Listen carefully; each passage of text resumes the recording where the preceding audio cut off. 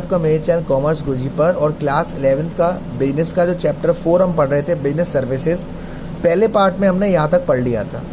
आज की वीडियो में स्टार्ट करने वाले हैं क्लासिफिकेशन और टाइप्स ऑफ सर्विसेज से। तो चलिए बच्चों स्टार्ट करते हैं। टाइप्स ऑफ सर्विसेज हमारी 3 टाइप में बटी हुई हैं, बिजनेस सर्विसेज, सोशल सर्विसेज और पर्सनल सर्विसेज। इन तीनों के बारे में थोड़ा समझते हैं। बिजनेस सर्विसेज क्या होती है हमारी? Business services are those services which are used by business enterprise to carry on business activity more smoothly. Business services हमारी वो सर्विसेज होती हैं जो एक बिजनेसमैन द्वारा यूज करी जाती हैं ताकि जो उसकी बिजनेस में होने वाली एक्टिविटी है वो इजीली चल सके। For example banking, insurance, transportation, warehousing, communication, ये सारी बिजनेस सर्विसेज होती हैं और इनके बारे में डीपली हम आगे पढ़ेंगे। उसके बाद आती है सोशल सर्विसेज।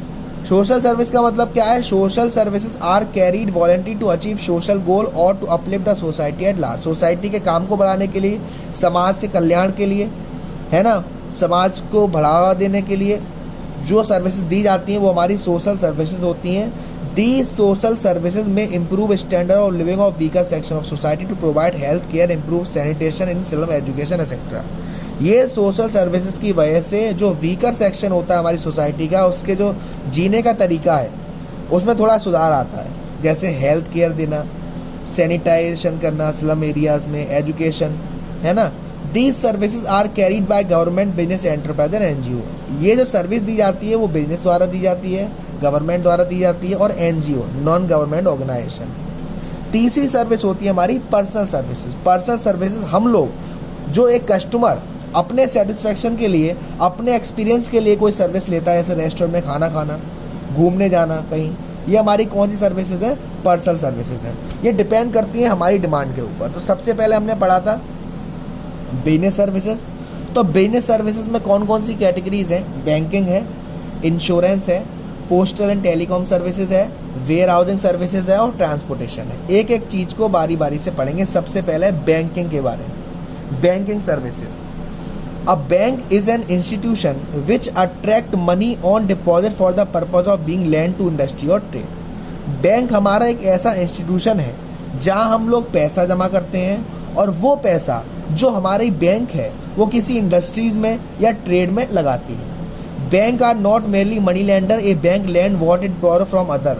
बैंक एक मनी लेंडर नहीं है, ये मनी नहीं देती। ये क्या करती है? जो पैसा इसके पास आता है वो दूसरों को दे देती है। अब bank is buyer and seller of money. Bank एक तरीके से बायर और सेलर है मनी का। अब bank earn a margin of profit by lending money which it borrow. Bank क्या करती है? एक प्रॉफिट कैसे कमाती है? फॉर एग्जांपल आपने बैंक में पैसा जमा किया और आपको साल की उस पैसे जो आपने जमा करा 6% की ब्याज मिल रही है, इंटरेस्ट मिल रहा है आपको, और बैंक ने वही पैसा किसी और को उधार दिया लोन के रूप में, तो बैंक उनसे ले रही है 10%। तो ये बीच का जो 4% का गैप है ना, यहीं से बैंक पैसा कमाती है। According to Indian banking system regulation act 1949, जो हमारा इंडियन बैंकिंग रेगुलेशन एक्ट है 1949, उसका मतलब है बैंकिंग का accepting deposit of money from the public for the purpose of lending और इन्वेस्टिंग। पब्लिक से पैसा एक्सेप्ट करती है ताकि वो किसी और को पैसा दे सके या इन्वेस्ट कर सके। क्लियर है यहाँ तक बात? उसके बाद हमारे बैंक में काफी टाइप के अकाउंट होते हैं, टाइप्स ऑफ अकाउंट। सबसे पहला अकाउंट होता है हमारा सेविंग डिपॉजिट अकाउंट। आप सभी के घरों में मम्मी पापा वगैरह सबका अकाउंट होगा। वो बेसिकली सेविंग अकाउंट होता है जिसमें आप पैसे, a person can open a saving deposit account by depositing a small sum of money. कोई भी पर्सन किसी भी बैंक में सेविंग डिपॉजिट अकाउंट खुलवा सकता है कुछ पैसा जमा करके, और वो पैसा वो अपने अकाउंट से कभी भी निकाल सकता है जब उसको जरूरत पड़े, है ना। Depositor is issue A chequebook and passbook. उसके बदले उसे क्या मिलता है? एक चेकबुक मिलती है, एक पासबुक मिलता है। All the amount deposited and withdrawn by depositor are recorded in passbook. जितना भी पैसा आपने अकाउंट में से निकाला या डाला वो पासबुक में रिकॉर्ड होता है। Rate of interest of saving deposit generally lower than fixed deposit. अब आप कहेंगे सर रेट ऑफ इंटरेस्ट, आपने शायद कभी नोटिस नहीं किया हो, जब हम अपने अकाउंट में कुछ पैसा डला हुआ और वो पैसा एक फिक्स टाइम तक डला रहता है तो वो थोड़ा थोड़ा बढ़ता रहता है, लेकिन वो इतना ही थोड़ा बढ़ता है कि मालूम ही नहीं पड़ती बढ़ रहा है। तो इसमें जो हमारी सेविंग डिपॉजिट में इंटरेस्ट होती है वो कम होती है। दूसरा होता है हमारा current deposit account. Current deposit account एक बिजनेसमैन खुलवाता है अपने बिजनेस के नाम से, यानी कि जब भी आप कोई बिजनेस स्टार्ट करते हो आपका एक बैंक अकाउंट होना चाहिए, बिजनेस का बैंक अकाउंट होता है ये। तो current deposit account are open by businessman.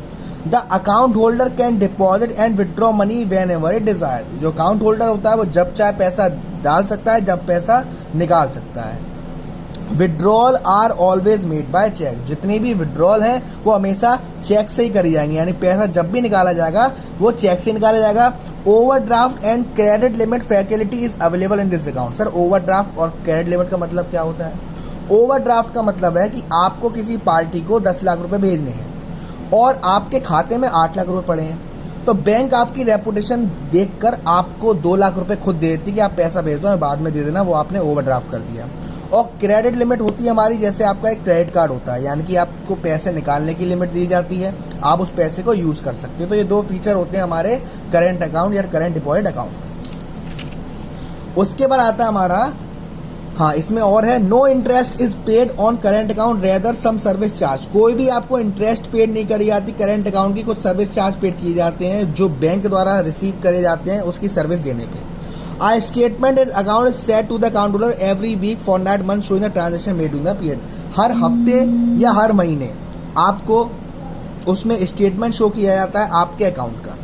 तीसरा जो हमारा अकाउंट है वो है recurring deposit account. A depositor can deposit a fixed amount से 100 every month for a fix period. एक डिपॉजिटर 100 रुपए हर महीने, रिकरिंग डिपॉजिट का मतलब क्या होता है? बार बार पैसा डालना। A depositor can deposit a fix amount, एक फिक्स अमाउंट हर महीने या क्वार्टरली वाइज अपने बैंक में जमा करता है।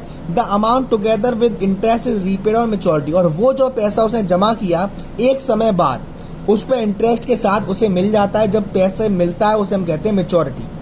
The rate of interest on recurring deposit higher than saving account. जो सेविंग अकाउंट से थोड़ी ज्यादा इंटरेस्ट ज्यादा मिलती है रिकरिंग में, सबसे ज्यादा मिलती है हमें फिक्स डिपॉजिट में, है ना।